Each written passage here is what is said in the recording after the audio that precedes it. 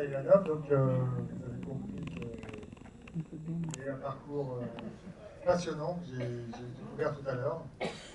Sacha, il faut raconter sa vie parce que c'est un roman. Mais en tout cas, la réalisatrice qui n'est pas là, qui dit on est kiff. comment elle a procédé pour vous rencontrer? Parce qu'apparemment, il y a eu une longue préparation avant le film. Oui, donc comme Katharina a dit au début dans sa présentation, c'était un peu une histoire biographique mais qui a dévié vers une histoire beaucoup plus englobante, vers une réalité moderne. Et du coup, ils ont fait un très grand casting, mais un casting d'interviews de communication avec juste des adolescents qu'ils aimaient bien.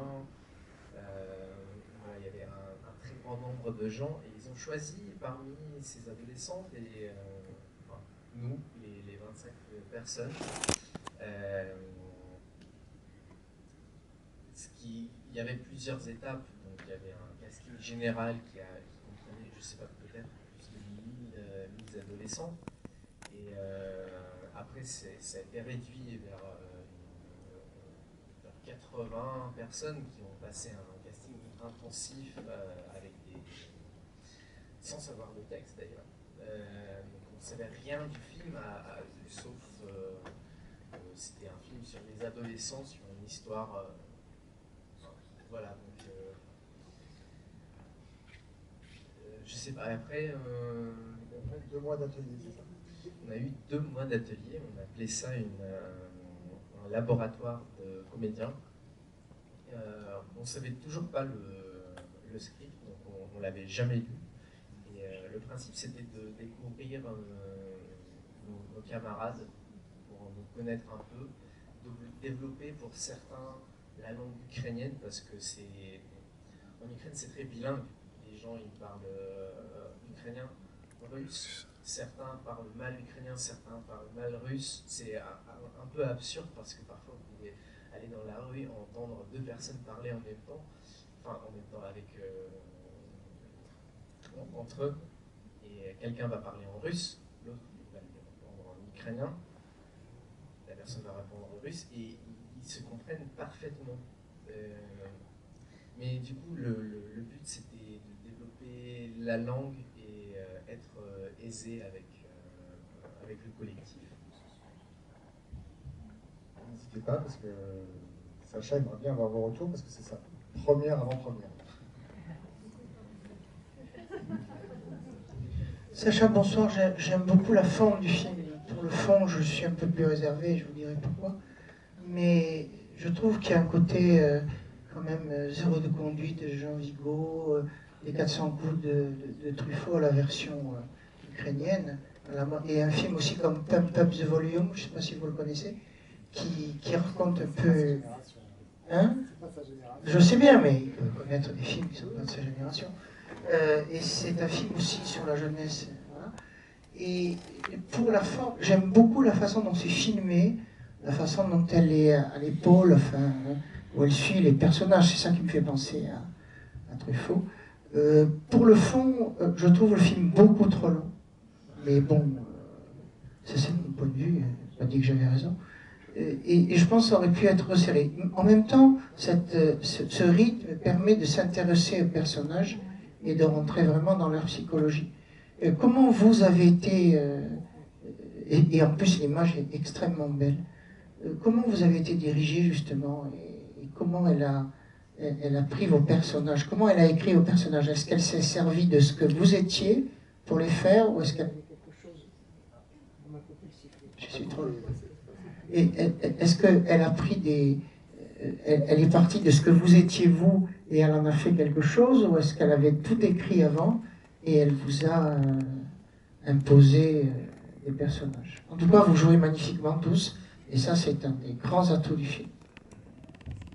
Comme j'ai dit avant, le principe c'était de rencontrer une équipe de jeunes comédiens ou pas comédiens. Et le principe, on n'avait vraiment pas de dialogue dans le texte, donc, dans le script, je veux dire.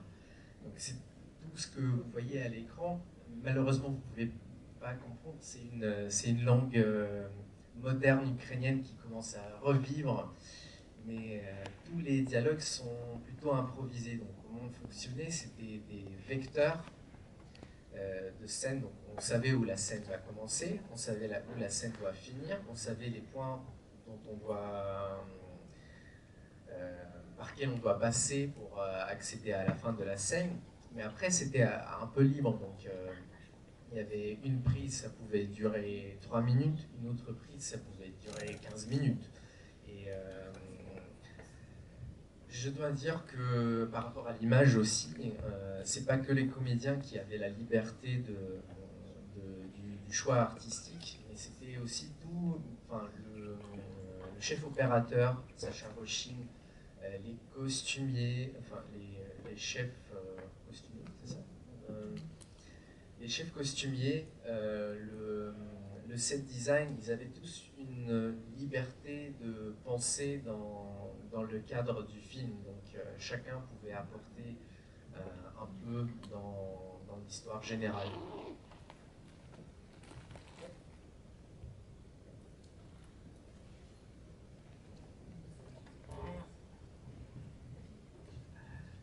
Oui, merci.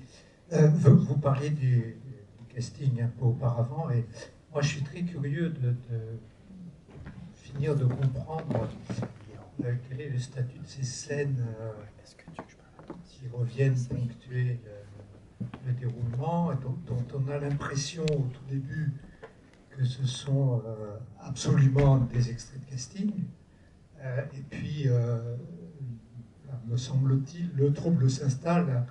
Petit à petit, on ne sait plus si on est dans le temps d'avant le film ou d'après le film, si les personnes qu'on voit à l'écran parlent d'eux-mêmes ou de leurs personnages, ce qui est fort intéressant, et ce qui n'est pas sans rappeler des formes je dirais, du cinéma d'Europe occidentale des années 70.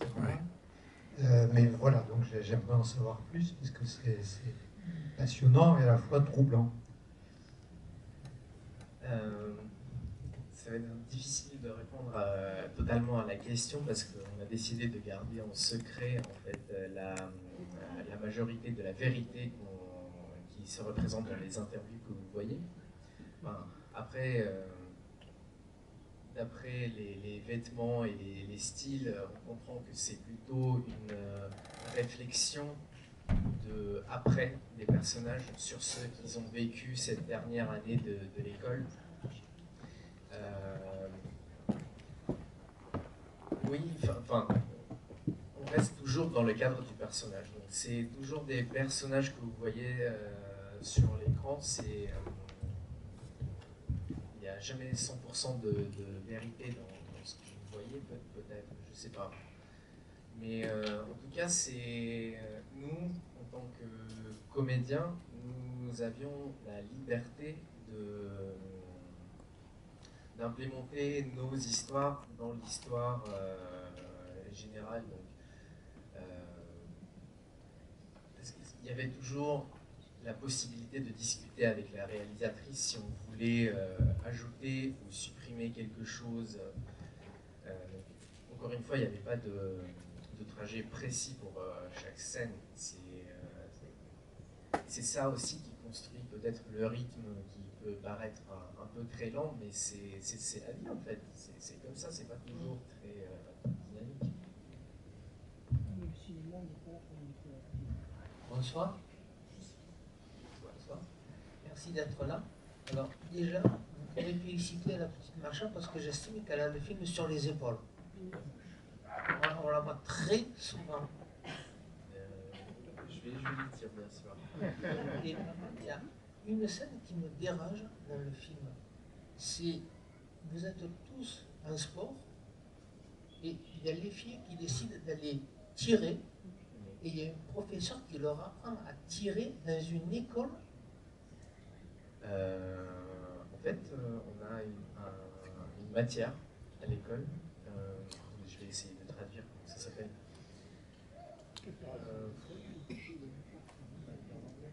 enfin, c'est en ukrainien, mais mon anglais c'est difficile. Oui, en fait, c'est un enseignement militaire qui est.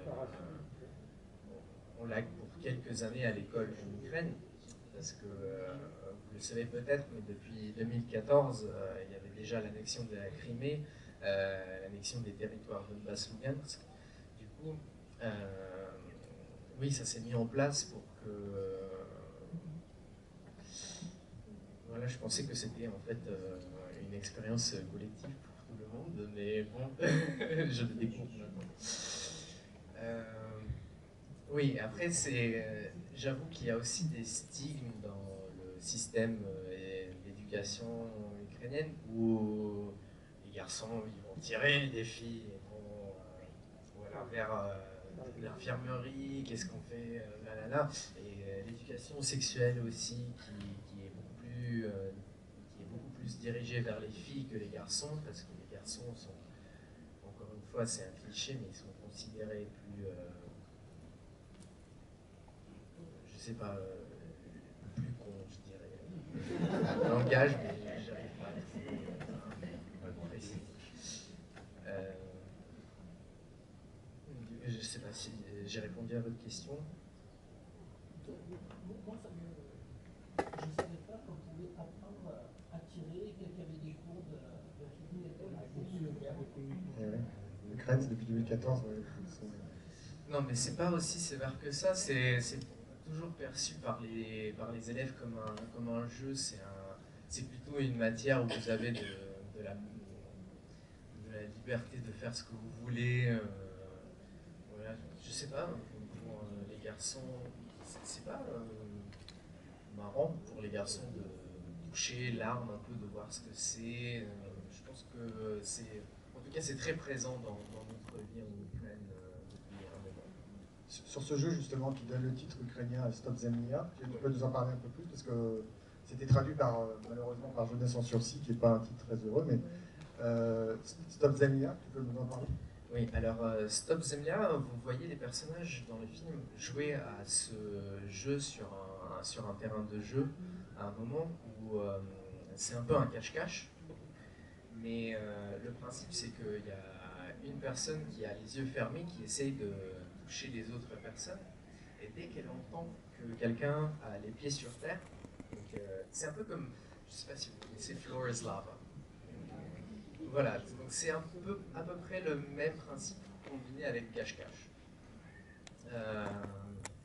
Zemlia, ça veut dire terre, c'est ça? Oui, Zemla, ça veut dire terre, donc stop terre. Et tout le monde doit avoir les pieds au-dessus de la terre. Oui, une question. Moi, j'ai une question sur la réalisatrice, parce que je trouve que le film a une qualité technique vraiment très aboutie. Donc, est-ce que vous pouvez, si vous le savez, nous parler de son parcours professionnel? Oui, bien sûr. Donc, je sais qu'elle a fait une école du journalisme au début, donc elle est plutôt journaliste, documentaliste. Elle a fait des documentaires avant, mais ça c'est son premier film, son premier long métrage de fiction.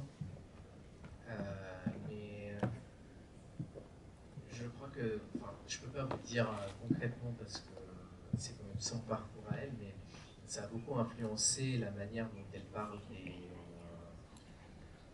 dont elle perçoit la réalité dans le cadre, parce que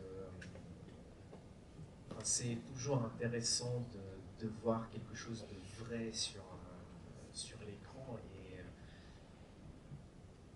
la manière dont elle a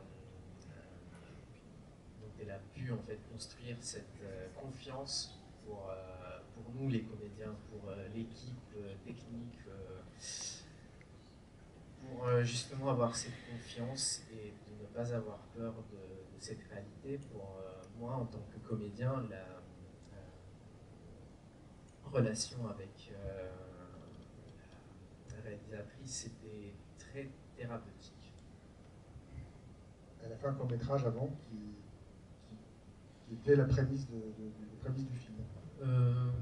Oui, enfin, c'est quand même une œuvre unique, donc il n'y a pas de référence concrète, mais en tout cas, elle a commencé à jouer avec le concept du jeu. Là, Stop Zemlia, The Floor is Lava, et avant c'était le jeu qui s'appelle Shin Crocodile. Son mot doit montrer des figures pour que les spectateurs ils devinent le mot. Donc, voilà. Tu disais que ses deux parents étaient... Oui, ses deux parents sont psychothérapeutes. Du coup, ça donne aussi une dimension beaucoup plus consciente et réfléchie sur son expérience, ce qui nous permet aussi d'implémenter notre expérience dans son film.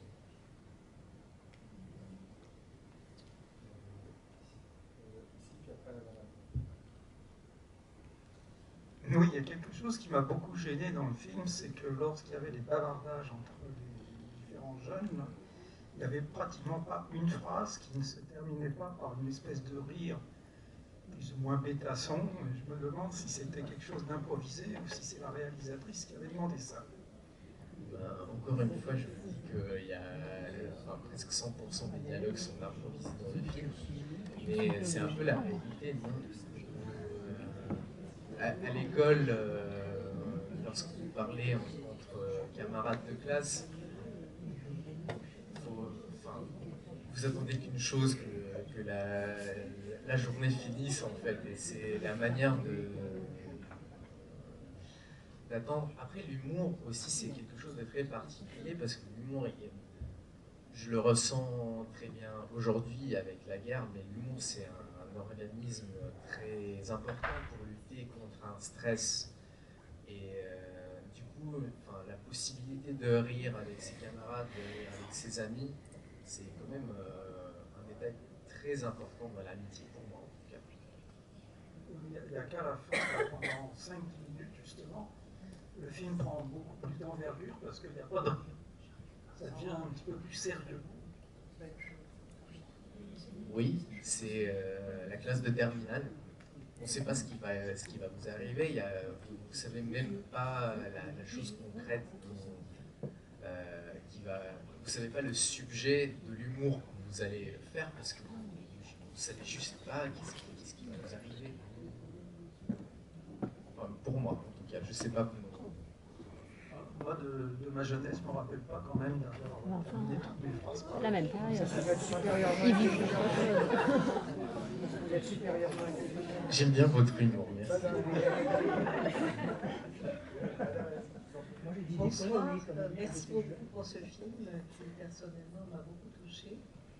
Je voulais savoir si, je suis là, est-ce que par hasard vous auriez vu Rêve dansant de Pina Bausch?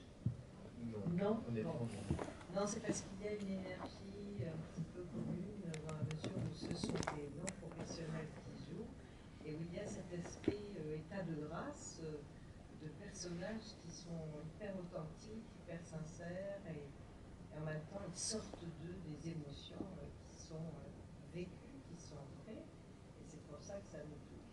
Voilà.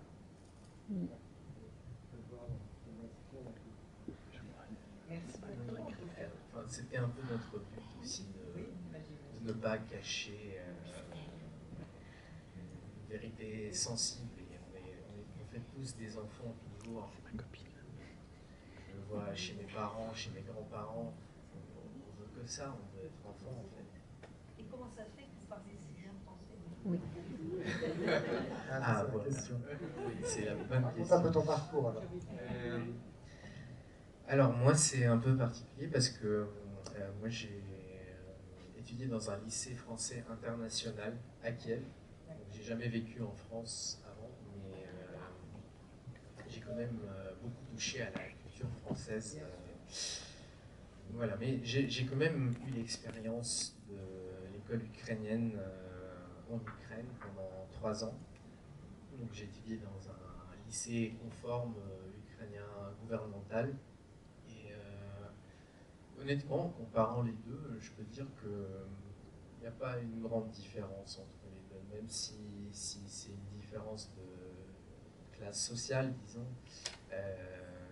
La manière dont les gens, dans les camarades de classe communiquent entre eux, c'est toujours pareil. En tout cas, on apprend mieux les langues étrangères à Kiev qu'en France. C'est vrai, c'est vrai. Picture one a bee, picture two a duck. Et c'est extraordinaire. En fait, vous étiez français, moi, presque. Alors, des traductions. Ouais, justement, il fait des traductions parce que en fait, c'était un des. Avant ce film-là, il a participé à La Revanche des crevettes pailletées, qui s'est tourné en Ukraine. Ah oui, oui, oui. Et pour lequel il a. Bah, tu m'as nous raconté, tu avais 3 casquettes en fait. Oui, c'était marrant parce qu'au début, j'ai commencé à traduire le scénario pour l'équipe ukrainienne qui travaillait sur le film. Donc j'ai traduit le scénario, après j'ai travaillé en assistant casting et avec la casting directrice, on a fait aussi un essai pour moi. Du coup on m'a choisi, mais j'avais déjà signé un contrat qui disait que j'étais traducteur sur le plateau / assistant, bref, tout ça. Du coup je faisais les 3 boulots en même temps, mais je sais, enfin, moi j'ai bien aimé en tout cas. Ben, nous aussi, on avait adoré ce film. Ça me fait plaisir. L'équipe était venue au César d'un côté, Sacha n'était pas là, mais une partie de l'équipe était là. Donc on ne voit pas parce qu'on a à l'écran dans la figure. N'hésitez pas.